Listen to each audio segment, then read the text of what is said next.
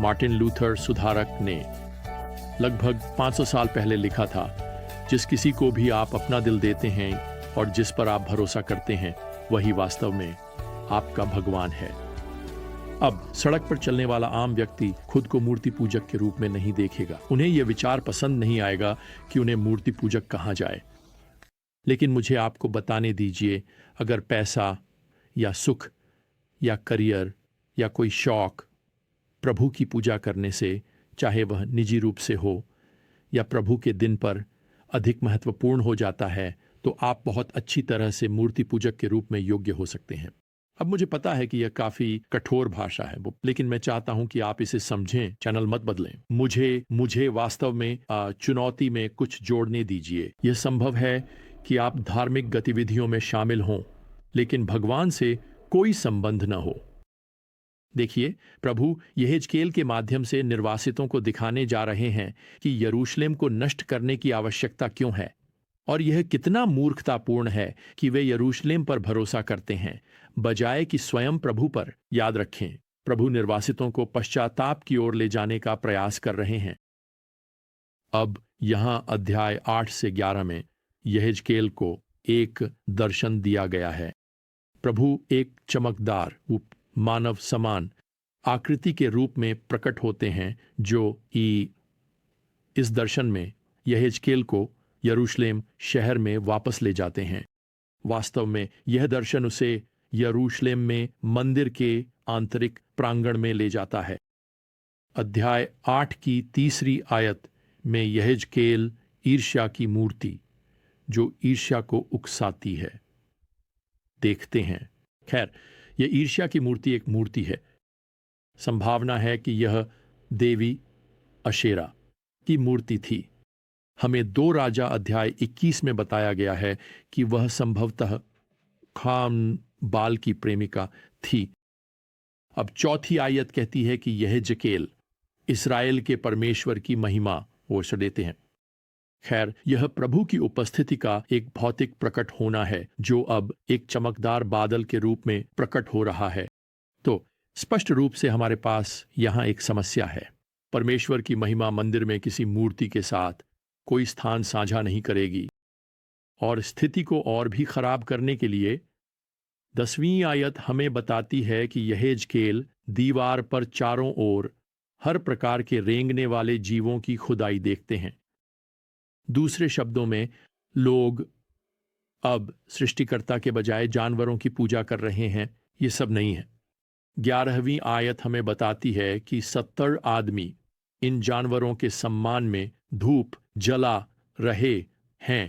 16वीं आयत जोड़ती है कि बाहर आंगन में लगभग 25 आदमी थे, जिनकी पीठ प्रभु के मंदिर की ओर थी और उनके चेहरे पूर्व की ओर थे, सूर्य की पूजा कर रहे थे। तो उन्होंने यह किया है, उन्होंने प्रभावी रूप से मंदिर के मैदान को मूर्ति पूजा के एक सर्कस में बदल दिया है।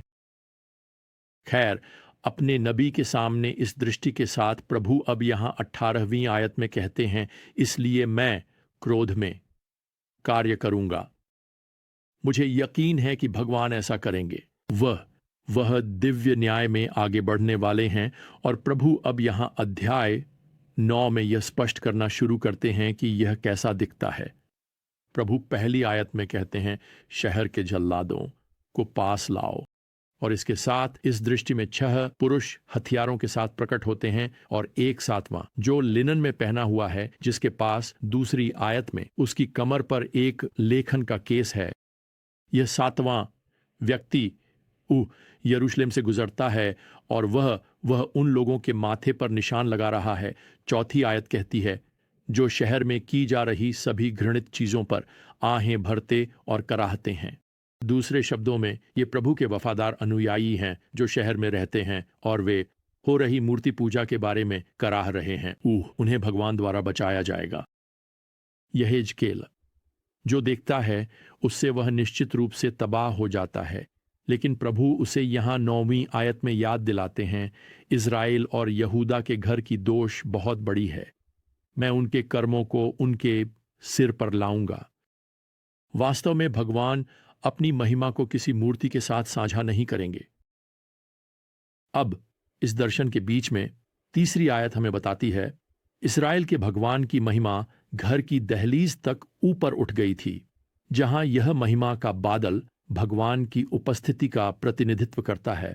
और अब भगवान मंदिर भवन के प्रवेश द्वार की ओर बढ़ रहे हैं। भगवान प्रभावी रूप से जा रहे हैं, वह प्रस्थान कर रहे हैं। अध्याय 10 इस प्रस्थान को यहां पहली आयत में दर्ज करता है। करूब फिर से प्रकट होते हैं। करूब, याद रखें, वे शक्तिशाली स्वर्गदूत हैं जो हमेशा भगवान की उपस्थिति, भगवान की महिमा के साथ जुड़े होते हैं।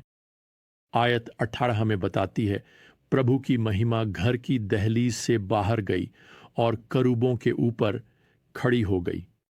करूबों का अजीब दिखने वाला पहियों का रथ, जिसे आप याद कर सकते हैं, हाँ, अब भगवान को मंदिर के पूर्वी द्वार की ओर ले जा रहा है।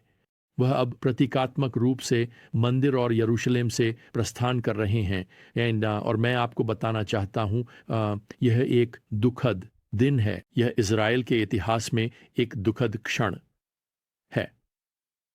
प्रभु ने सैकड़ों साल पहले व्यवस्था विवरण 31 में मूसा को चेतावनी दी थी कि एक समय आएगा जब इज़राइल के लोग उसे छोड़कर अन्य देवताओं की पूजा करेंगे। खैर, वह दुखद समय आ गया है। उन्होंने भगवान को छोड़ दिया है। यहां वे हैं, यहां माता पृथ्वी की पूजा कर रहे हैं, वे जानवरों की पूजा कर रहे हैं, वे, आप जानते हैं, चील, नदी, सितारों और ग्रहों की पूजा कर रहे हैं।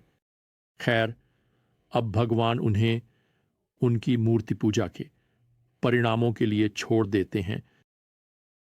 अब यहां अध्याय 11 में यहेजकेल 25 राजकुमारों के खिलाफ न्याय की भविष्यवाणी करने जा रहे हैं। ये यहूदा के नेता भी हैं। पद 2 इन राजनीतिक नेताओं का वर्णन करता है। वे लोग जो इस शहर में पाप की योजना बनाते हैं और दुष्ट परामर्श देते हैं। खैर, उन्हें अपने शहर पर उनके अनैतिक और अधार्मिक प्रभाव के लिए भगवान से और भी कठोर न्याय प्राप्त होगा। वैसे यह एक शाश्वत सत्य है। आज तक नेता, धार्मिक, राजनीतिक नेता भगवान के सामने खड़े होंगे, न केवल अपने कार्यकाल के लिए जवाब देने के लिए, आप जानते हैं, जो उन्होंने भगवान का विरोध करने के लिए इस्तेमाल किया हो सकता है, लेकिन अधिक महत्वपूर्ण बात यह है कि वे उन पर लोगों को भगवान से दूर ले जाने के प्रभाव के लिए जवाब देंगे। मुझे आपको बताने दें, अगर आप एक न्यायाधीश हैं, अगर आप एक स्कूल बोर्ड के सदस्य हैं, अगर आप एक नागरिक नेता हैं, अगर आप एक व्यापारिक नेता हैं, अगर आप एक प्रोफेसर, एक पादरी, एक राजनीतिज्ञ, एक शिक्षक हैं, तो मुझे आपको बताने दें, भगवान के दृष्टिकोण से आपका प्रभाव एक दिन भगवान स्वयं से और भी गहन निरीक्षण को आमंत्रित करेगा। वास्तव में प्रेरित जेम्स ने जेम्स 3:9-1 में यह चेतावनी दी थी, जब उन्होंने कहा था कि आप में से बहुत से लोग शिक्षक नहीं बने, क्योंकि आप जानते हैं कि हम जो सिखाते हैं उन पर अधिक कठोरता से न्याय किया जाएगा। आप देखिए, अधिक प्रभाव अधिक निरीक्षण को आमंत्रित करता है। साफ तौर पर यहेजकेल का संदेश इन झूठे शिक्षकों और झूठे धार्मिक नेताओं के लिए यही है। जैसा कि वह 6 पद में कहते हैं, आपने इस शहर में अपने मारे गए लोगों की संख्या बढ़ा दी है और इसकी सड़कों को मारे गए लोगों से भर दिया है। वह 11वें पद में कहते हैं, मैं तुम्हारा न्याय करूंगा। अंतिम परिणाम 12वें पद में, तुम जानोगे, अर्थात एक दिन तुम जान जाओगे कि मैं ही प्रभु हूं।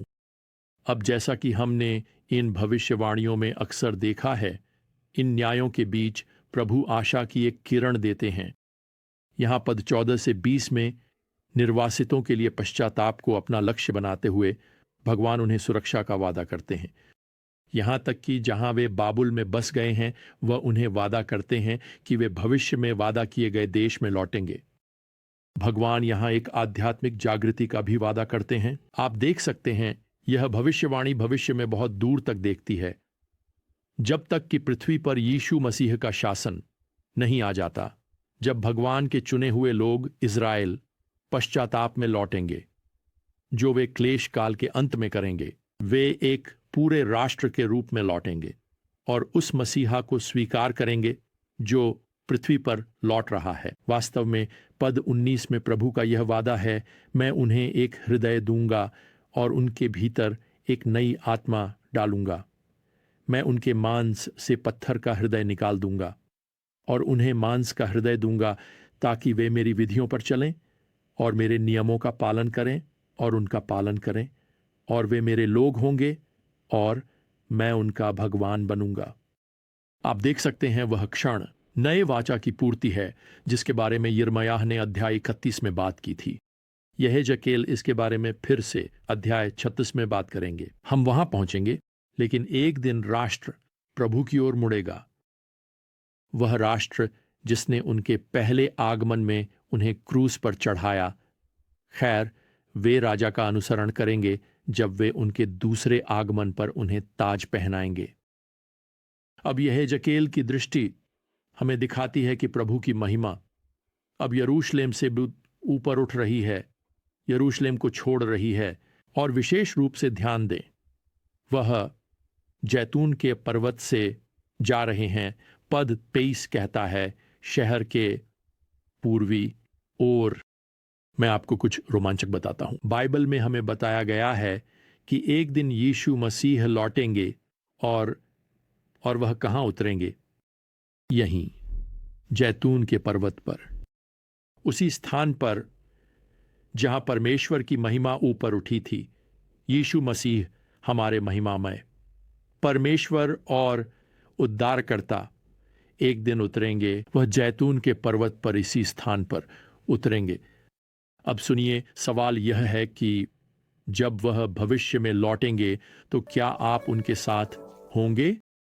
क्या आप उनके साथ स्वर्ग से उतरकर पृथ्वी पर उनका राज्य स्थापित करने के लिए होंगे? खैर, आप होंगे यदि आप आज उन्हें अपना मसीहा, अपना प्रभु बनाते हैं। खैर, इसके साथ ही हमारा समय समाप्त होता है। हमारी अगली ज्ञान यात्रा तक प्रियजनों, प्रभु यीशु मसीह की कृपा, परमेश्वर का प्रेम और पवित्र आत्मा की संगति आप सभी के साथ हो। आमीन।